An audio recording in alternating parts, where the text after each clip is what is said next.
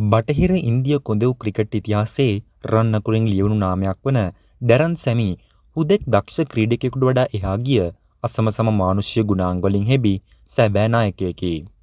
ශාන්ත ලුසියා දූපතෙන් බිහි වූ මෙම විශිෂ්ට ක්‍රීඩකයා පිටිය තුල පෙන් වූ තුන් ඉරියව් දක්ෂතා මෙන්ම පිටියෙන් බැහැරව පෙන් වූ නිහතමානීකම නිසා ලෝපුරා ප්‍රේක්ෂක ආදරය නොඅඩුව දිනාගත්තේය.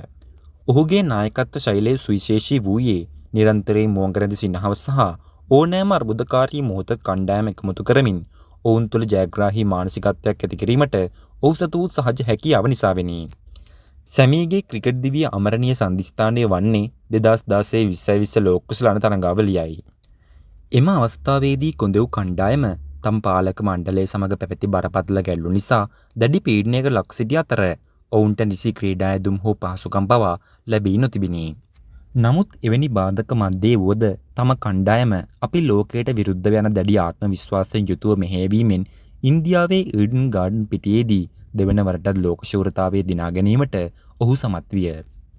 ජයග්‍රහණයෙන් පසු ඔහු කළ හැඟීම්බර කතාව ඔහු තම රට සහ ක්‍රීඩකයන් වෙනුවෙන් පෙනී සිටින ආකාරය මුළු ලොවටම පසක් කළ ඓතිහාසික මොහොතක් විය. ක්‍රීඩාවෙන් සමුගත්තද තම මවබිමට සේවය කිරීමේ අරමුණින් ඔහු අද වන විට බටහිර ඉන්දිය කොඳව් සුදුපන්දු කණ්ඩායමේ ප්‍රධාන පුහුණුකරු ලෙස කටයුතු කරයි. වර්තමානයේදී ඔහු තම අත්දැකීම් සහ ජයග්‍රාහී උපාය මාර්ග නව පරපුරට දායද කරමින් සිටින්නේ නැවත වරක් කොඳව් ක්‍රිකට් ක්‍රීඩාව ලොව මුදුනට මොසමා තැබීමේ අභිලාෂයෙනි.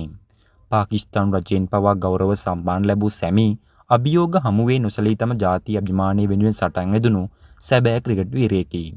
දක්ෂ පන්දු යවන්නෙකු, ප්‍රබල පිතිකරුවෙකු සහ සියල්ලටම වඩා දයාබර නායකයෙකු ලෙස ඩැරන් සැමි ඉතිහාසයට එක්වන්නේ ක්‍රිකට් ක්‍රීඩාවේ ජීවගුණය ආරක්ෂා කළ උතුම් මිනිසෙකු ලෙසිනි.